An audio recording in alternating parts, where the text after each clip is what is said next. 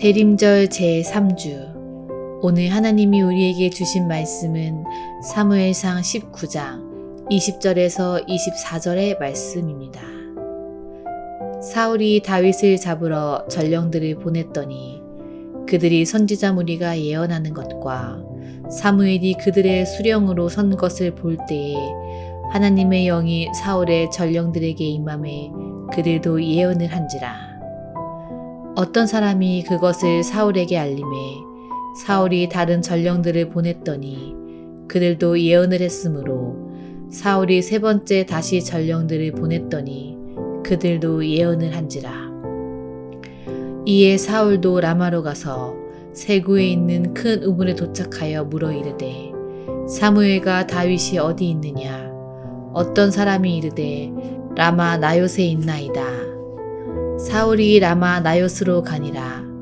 하나님의 영이 그에게도 임하시니 그가 라마 나요스에 이르기까지 걸어가며 예언을 하였으며 그가 또 그의 옷을 벗고 사무엘 앞에서 예언을 하며 하루 밤낮을 벗은 몸으로 누웠더라. 그러므로 속담에 이르기를 사울도 선지자 중에 있느냐 하니라. 아멘. 다윗은 요나단과 미갈의 도움을 받아서 피신하게 되었습니다. 이제 다윗은 쫓기는 도망자의 신세가 되었습니다. 18절의 말씀인데요.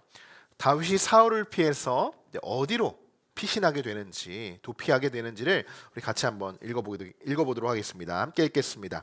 다윗이 도피하여 라마로 가서 사무엘에게로 나아가서 사울이 자기에게 행한 일을 다 전하였고 다윗과 사무엘이 나요스로 가서 살았더라. 아멘. 자, 18절 이 말씀을 읽으시면서 여러분 어떤 생각이 드셨습니까?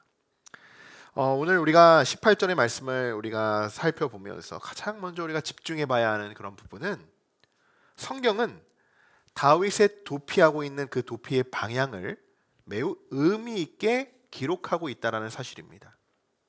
자, 한번 예를 들어 볼게요. 저기 한 시골에 있는 한 청년이 아버지의 심부름을 하기 위해서 우연치 않게 서울로 상경을 하게 됩니다. 근데 그곳에서 좋은 기회를 얻게 되고 또 그 길로 아주 크게 출세를 하게 돼요. 그런데 갑자기 어느 순간 윗사람들에 의해서 시기를 받고 질투를 받으며 미움을 받으면서 이런저런 오해를 사게 됩니다. 그러면서 이제 내쫓겨 나가게 되는 그런 상황이 되었다라고 이제 가정을 한번 해보자는 거예요. 그래서 이 청년이 이제 결단을 내려요. 도저히 안 되겠다. 내가 이대로 버티다가는 그냥 내가 죽을지도 모르겠다. 일단 살고 보자라고 결정하에 그 자리에서 한번 내가 이제 도피한다. 도망쳤다라고 한번 생각을 해보십시오. 그럼 그 청년이 어디로 다시 되돌아가게 될까요? 어디로? 대부분 모든 것을 청산하고 자신의 고향으로 되돌아가게 됩니다. 고향이라는 곳은 어떤 곳입니까? 그냥 고향이라는 단어만 들어도 뭔가 좀 마음이 안정되죠. 나에게 가장 익숙한 곳이고 또 나를 언제나 따뜻하게 품어줄 수 있는 가족과 주변 사람들이 있어요. 아주 따뜻한 곳이에요.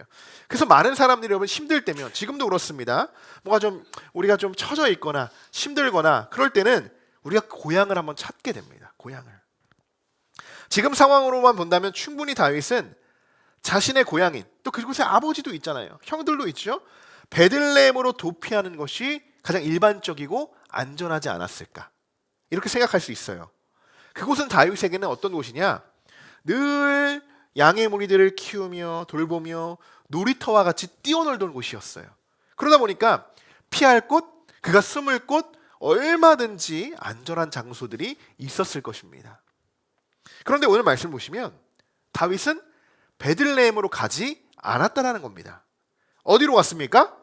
라마. 라마에는 누가 있죠? 사무엘이 있어요. 그럼 이런 질문이 생기죠. 그럼 다윗은 왜 라마에 있는 사무엘을 찾아갔을까? 다윗이 사무엘을 알기라도 했을까? 다윗은 사무엘이 누군지 알고 있었을까요? 다윗과 사무엘이 이미 알고 지낸 사이였을까요? 뭔가 친분이 있어야 그래서 찾아가지 않겠습니까?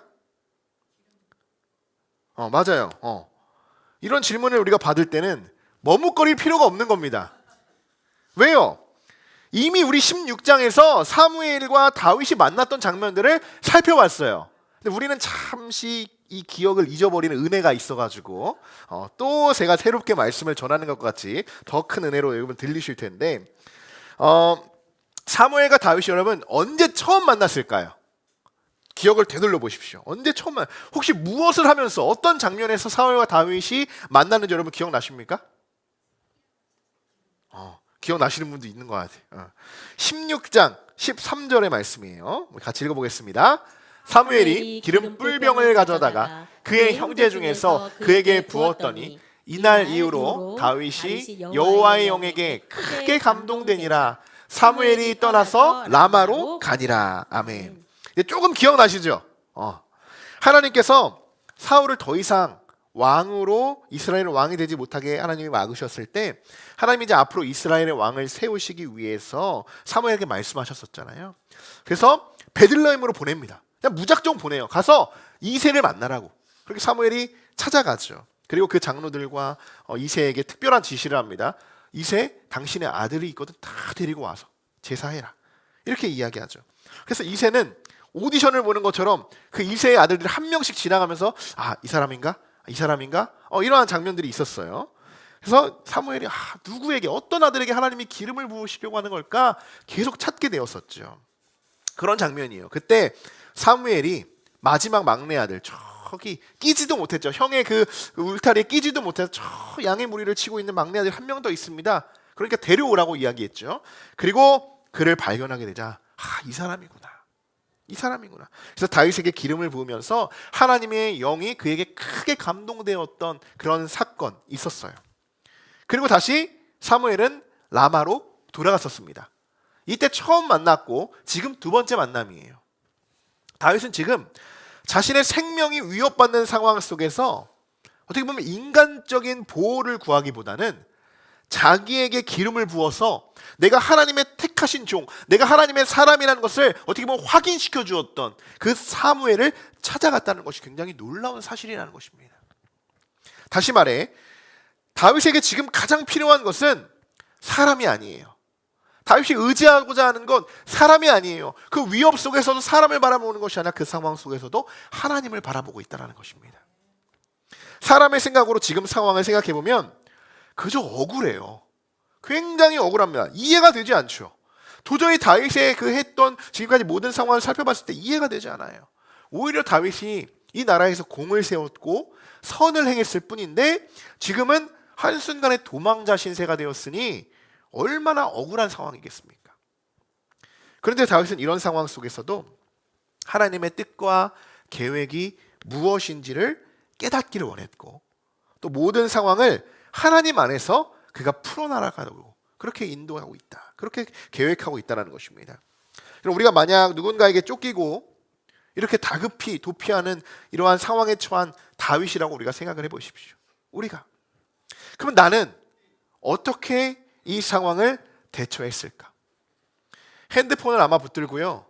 나를 구해달라고, 나를 보호해달라고, 나를 지켜달라고 수십 번, 수백 통의 통화를 하면서 나를 구원해줄, 나를 피할 그런 사람을 찾아 나갈 거예요.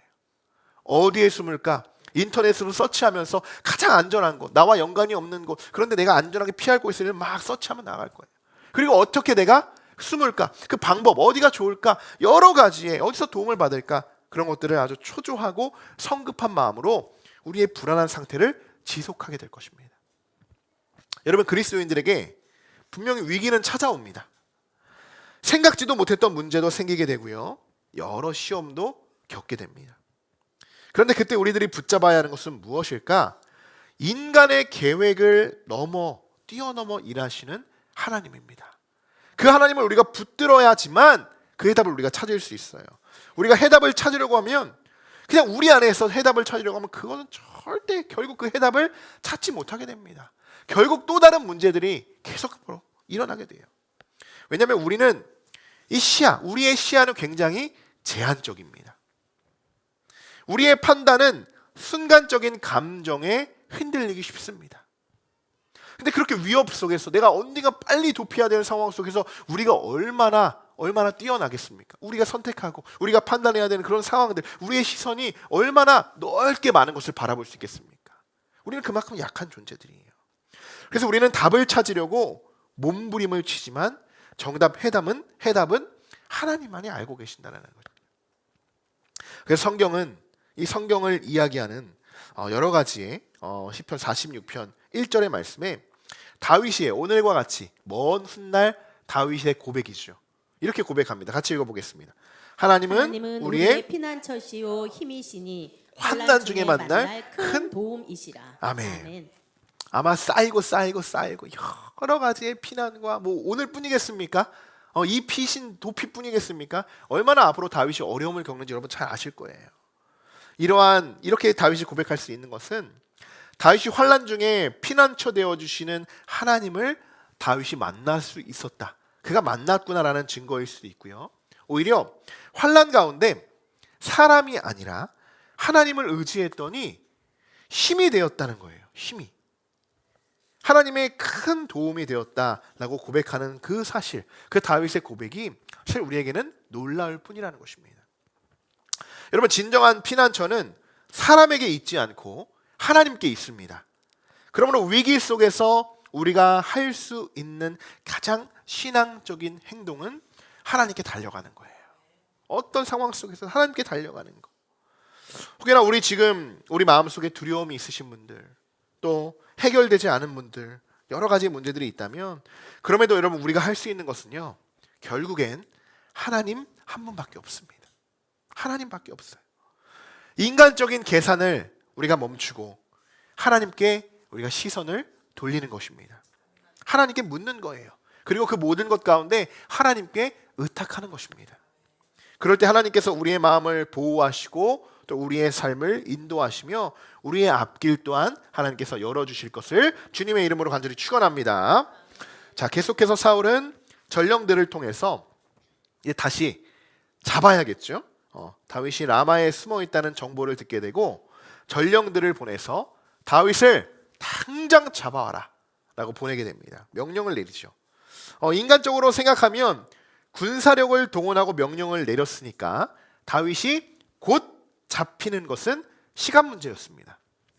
자, 그런데 사울의 계획과는 달리 하나님의 뜻은 전혀 다른 방향으로 흘러가게 됩니다. 자, 전령들, 사울이 보낸 전령들의 모습이 어떻게 되는지 우리 20절 같이 읽어보겠습니다.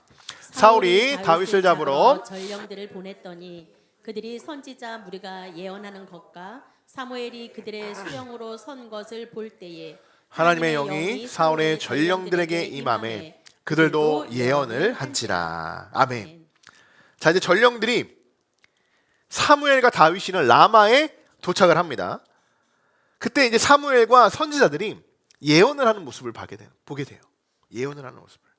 근데 그 순간 갑자기 이 전령들도 이 선지자들과 같이 예언을 하기 시작하는 거예요. 다윗을 잡으러 온 그 전령들이요. 참 놀라운 일이 벌어진 겁니다.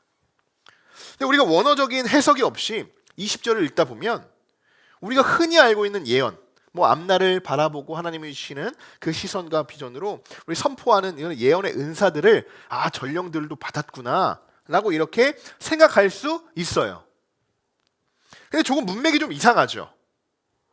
다윗을 잡으러 갔는데 갑자기 예언을 한다는 거예요. 갑자기. 그럼 오히려 그들에게 다윗을 잡으러 갔는데 예언은 성령의 은사 아닙니까? 성령의 은사를 받았으니 전령들 좋은 거 아닌가요? 이렇게 생각할 수 있죠. 근데 하지만 이 원어적으로 문맥을 살펴보면요, 이 예언이라는 것이 우리가 알고 있는 예언과는 다르다는 거예요. 이것을 우리가 번역할 때는 그냥 예언이라고 똑같이 표기는 했지만 원어적으로 해석적으로 우리가 들여다보면 우리가 사용하는 그 이전의 성령의 그 예언적인 부분과 오늘 이야기하는 예언적인 부분은 다른 단어로 되어 있습니다. 그래서 학자들은 이것을 뭐라고 이야기하냐, 황홀경이라고 이렇게 해석을 합니다. 황홀경. 놀랍거나 각잡스럽게 하여서 정신이 어지러울 정도로 마음이 아주 달뜨는 그런 정지에 이르는, 무슨 말인지 여러분 다 아실 거예요. 쉽게 설명을 드리면 지금 전령들은요, 몽환적이라는 거예요. 몽환적이다. 이게 꿈인지 생시인지 모르는, 그럼 나도 주체할 수 없는, 뭔가 자기 의식도 없이 나 스스로를 조절할 수 없는 상태에 한순간에 그들이 빠졌다. 이것을 그냥 쉽게 예언이라, 그들로 예언하게 되었다라고 이렇게 표현을 하고 있는 거예요. 자, 그런데 이런 상황이 어떻게 가능했을까? 20절에 하나님의 영이 사울의 전령들에게 임하매라는 말씀이 있어요. 여기서 중요한 점은 임하매라는 표현이에요. 임하매. 성령이 임하여 그들이 하나님의 강권적인 통치 아래 완전히 제압된 상태를 이야기하는 것입니다. 그러니까 하나님의 그 뜨거운 영이 전령들을 사로잡고 있는 거예요. 제압하고 있는 거예요. 하나님의 영이 그들을 붙잡아서 다윗을 더 이상 잡아갈 수 없도록 멈춰 세우셔서 사울의 목적을 수행하지 못하도록 하나님이 보호하셨다라는 말씀입니다. 여기서 우리가 다시 한번 기억해야 할 사실이 있다면요, 여러분, 악의 세력은 하나님을 절대로 대적할 수 없습니다. 오히려 그냥 겉으로 보기에는 악의 세력이 더 무서워 보이죠. 실제 부딪혀 보면요, 하나님과 악은 아예 대적할 수 있는 존재 자체가 되지가 않아요. 사울에게 악령이 쓰일 때마다 그런 말 많이 나오죠. 사울에게 악령이 쓰여서 그가 번뇌한지라 뭐 이런 말씀 많이 나오지 않습니까? 그 앞에 항상 먼저 등장하고 있는 문구가 있었어요. 그것이 뭐냐? 한번 우리가 찾아보겠습니다. 사무엘상 16장 14절 그리고 19장 9절에 이런 말씀이 항상 붙어 있어요. 여호와께서 부리시는 악령이. 19장에서도요. 여호와께서 부리시는 악령이. 여러분, 천사들을 하나님이 부르시는, 하나님이 다스리시는 천사들이죠. 근데 악령도 마찬가지예요. 하나님의 주권 아래 있다는 사실, 그 악령 또한 하나님이 다 다스릴 수 있다는 그 사실을 우리가 기억해야 된다는 것입니다. 하나님이 있고 그를 대적하는 사탄이 있는 게 아니에요. 하나님은 이만한데요, 그냥 사탄은 요만한 거예요. 하나님이 다 다스릴 수 있는 거예요. 동일한 게 아니라는 거예요. 가장 높은 곳에서 모든 것을 주관하시고 통치하시고 다스리시는 분이 누구라는 거예요? 오직 하나님, 여호와 하나님 한 분밖에 없다라는 거예요. 사울은 전령들을 총 3번에 걸쳐서 보내게 됩니다. 한 번 보내요. 근데 소식이 없어요. 이들이 또 보내요. 3번을 보냅니다. 3번을. 근데 모든 전령들이 황홀경에 빠져서 아무것도 할 수가 없게 됩니다. 그 소식을 접하는 게 얼마나 왕으로 답답하겠습니까? 빨리 지금 다윗을 잡아가지고 자기는 죽여야 하는 그런 마음인데 도저히 답답해서 사실 왕은 직접 나서지 않죠. 그런데 직접 사울이 다시 라마로 발길을 향합니다. 왕이 직접요. 그러니까 내가 직접 내 손으로 가서 다윗을 죽이겠다라는 거죠. 23절 같이 읽어보겠습니다. 사울이 라마 나요스로 가니라. 하나님의 영이 그에게도 임하시니 그가 라마 나웃에 이르기까지 걸어가며 예언을 하였으며. 아멘. 네. 사울이 직접 라마로 왔습니다. 그리고 다윗을 찾으러 가는 길에 이번에도 역시 이전과 동일하게 하나님의 영이 그에게 임하게 됩니다. 임하게 되네요. 어떻게 되는 거예요? 하나님의 영이 그들을 제압하고 있는 거죠. 사울을 제압한 거예요. 어떻게 되었을까요? 사울은 전령들과 다르게 피해갈 수 있었을까요? 아니면 정상적인 반응을 보였을까요? 그렇지 않다라는 거예요. 자, 24절 읽어보겠습니다. 그가 또 그의 옷을 벗고 사무엘 앞에서 예언을 하며 하루 밤낮을 벗은 몸으로 누웠더라. 그러므로 속담에 이르기를 사울도 선지자 중에 있느냐 하니라. 아멘. 네. 사울의 모습이 어떻습니까? 이 모습이 뭐 정상적인 예언을 받은 사람이라고 우리가 말할 수 있을까요? 앞서 말씀드렸듯이 지금 이들의 예언은 우리가 알고 있는 예언이 아니라는 겁니다. 이전의 전령들과 똑같이 사울은 황홀경에 빠져서 자신을 통제하지 못하는 굉장히 어떻게 보면 우스꽝스러운 모습이 되었어요. 우스꽝스러워. 여러분, 왕이에요. 왕. 그냥 동네 지나가는 어느 하는 이장이 아니고요. 왕이에요. 이스라엘 왕이요. 지금 다윗을 잡으러 다 얼마나 위험하게 왔겠습니까? 막 해가지고 병사들 다 데리고 와가지고 혼자 왔겠습니까? 혼자? 왕이 혼자 다니는 게 어디 있어요? 많은 우리 군사들을 데리고 와가지고 오는 길에 어떻게 돼요? 근데 갑자기 사울이 막 자신의 혼란에 빠져가지고 자신의 옷을 벗어면서 막 누워 있으면서 막 이상한 행동을 하는 거예요. 선지자들과 같이 흉내를 내는 거예요. 사무엘 앞에서 완전히 이성을 잃은 사람처럼 옷을 벗고 그것도 밤낮으로 누워 있는 겁니다. 누가요? 이스라엘의 왕인 사울이요. 사울. 왕으로서의 위엄, 권위도 한순간에 사라졌죠. 여러분, 사울이 어떤 사람이에요? 늘 인정받기를 원했던 사람이에요. 다윗이 지금 왜 이것도 이렇게 됐습니까? 다윗이 자기보다 인정받고 다윗이 자기보다 찬양받은 것 같으니까 미워요. 내가 인정받고 나를 찬양해야 되는데. 그래서 자신이 그 누구보다도 더 밖으로 드러나기를 원했던 사람인데, 근데 보십시오. 하나님이 그 완악한 마음을 완전히 꺾어버리시는 거예요. 완전히. 그가 오기 전까지는 그랬을 거예요. 아주 멋진 왕의 의복을 다 차려입고 뭐 나귀나 뭐를 타고 왔겠죠. 뭐 뭘 타고 이렇게 다 왔을 거예요. 근데 하나님이 그 모든 것들을 다 버리시고 꺾으시고 그 입었던 옷까지들조차도 다 벗어버리게 합니다. 다.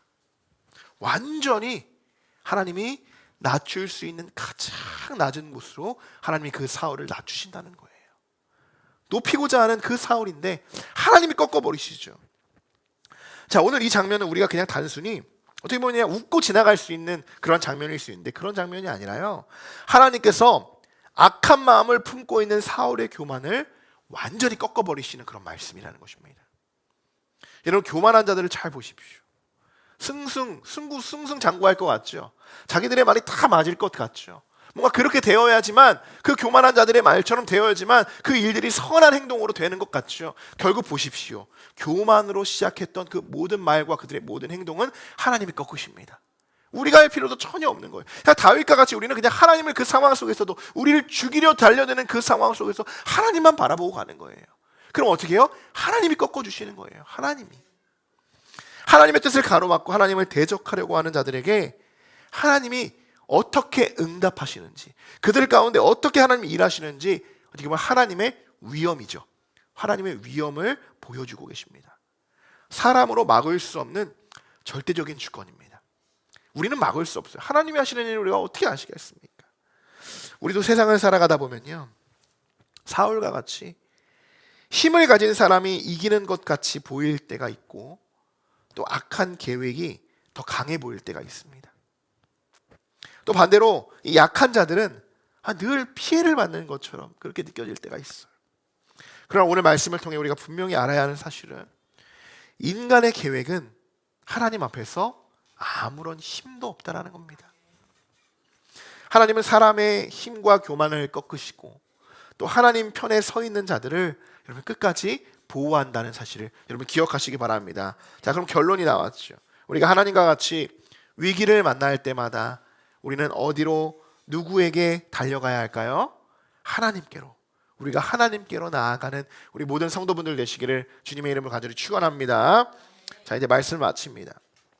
다윗은 죽음의 위협 앞에서도 사람을 의지하지 않고, 사람을 붙잡지도 않고, 그리고 자기가 익숙했던 자기의 고향과 자기의 놀이터와 같은 안전한 곳을 선택하지 않고 전혀 자기와 상관없는 라이엇으로 발길을 향했습니다.